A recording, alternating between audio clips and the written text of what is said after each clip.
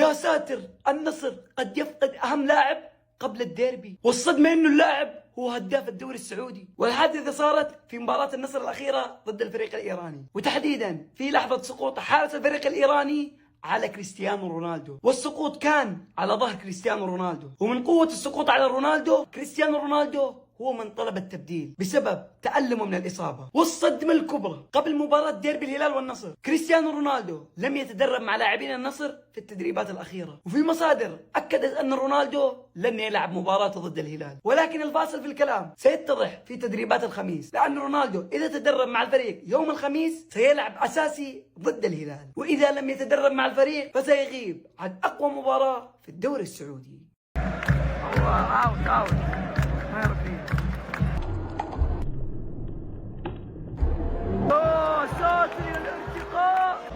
ارتقاء في نص الملعب، ما شاء الله تبارك الله، قفز فوق طول اللاعب.